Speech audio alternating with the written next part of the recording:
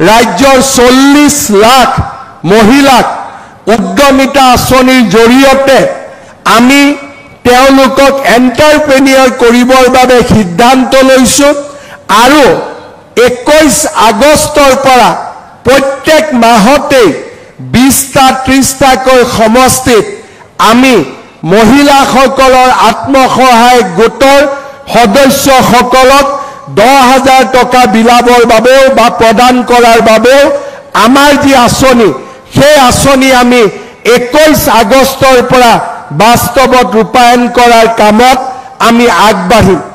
অৰুণোদয় 3 আঁচনি যাক আমি 17 ছেপ্টেম্বৰৰ পৰা ৰূপায়ণ কৰিম। অসমৰ 38 লাখ পৰিয়ালে অৰুণোদয় 3 আঁচনিৰ জৰিয়তে মাহত 1250 টকাকৈ পাবলৈ সক্ষম হ'ব। আত্মনিৰ্ভৰশীল অসম আঁচনি আদিৰ জৰিয়তে অসমৰ যুৱক যুৱতীৰ মাজত আমি নতুন আশাৰ সৃষ্টি কৰিবলৈ সক্ষম হৈছোঁ।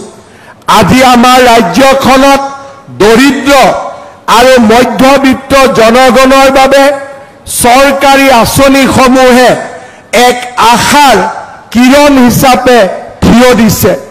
আজি আমাৰ ৰাজ্যখনত অৰুণোদয় 3 আঁচনি যাক আমি 17 ছেপ্টেম্বৰৰ পৰা ৰূপায়ণ কৰিম। অসমৰ 38 লাখ পৰিয়ালে অৰুণোদয় 3 আঁচনিৰ জৰিয়তে মাহত 1250 টকাকৈ পাবলৈ সক্ষম হ'ব। ইয়াৰ লগে লগে যিসমূহ পৰিয়ালে অৰুণোদয় আঁচনি পাব সেই পৰিয়ালসমূহে যেতিয়া গেছ কিনিব তেওঁলোকে গেছৰ বাবতো আৰু 250 টকা বেংকৰ একাউণ্টত লাভ কৰিব।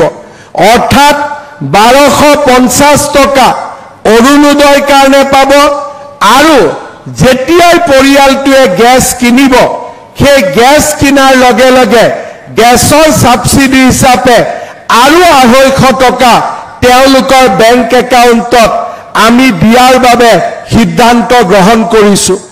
আমাৰ ৰাজ্য চৰকাৰে ৰাজ্যৰ 40 লাখ মহিলাক উদ্যমিতা আঁচনিৰ জৰিয়তে আমি তেওঁলোকক এণ্টাৰপ্ৰেনিয়ৰ কৰিবৰ বাবে সিদ্ধান্ত লৈছোঁ আৰু 21 আগষ্টৰ পৰা প্ৰত্যেক মাহতে 20টা 30টাকৈ সমষ্টিত আমি মহিলাসকলৰ আত্মসহায়ক গোটৰ সদস্যসকলক 10,000 টকা বিলাবৰ বাবেও বা প্ৰদান কৰাৰ বাবেও আমাৰ যি আঁচনি সেই আঁচনি আমি 21 আগষ্টৰ পৰা বাস্তৱত ৰূপায়ণ কৰাৰ কামত আমি আগবাঢ়িম। এই বছৰৰে অক্টোবৰ মাহত 1 লাখ যুৱক যুৱতীয়ে মুখ্যমন্ত্ৰীৰ আত্মনিৰ্ভৰ অসম আঁচনিৰ জৰিয়তে ব্যৱসায় আদি কৰাৰ বাবে 2 লাখ টকাকৈ লাভ কৰিব। এই বছৰৰ 10 অক্টোবৰ তাৰিখে প্ৰায় 60,000 যুৱক যুৱতীয়ে চৰকাৰী চাকৰি লাভ কৰিব। এই বছৰতে এনে ধৰণৰ ইনফ্ৰাষ্ট্ৰাকচাৰৰ পৰা আৰম্ভ কৰি দৰিদ্ৰ লোকৰ কল্যাণৰ পৰা যুৱক যুৱতীসকলৰ বাবে আমি এক নতুন পৰিৱেশ নিৰ্মাণৰ বাবে যি চেষ্টা কৰিছিলোঁ তাক আজি আমি ধৰাতললৈ লৈ আহিম।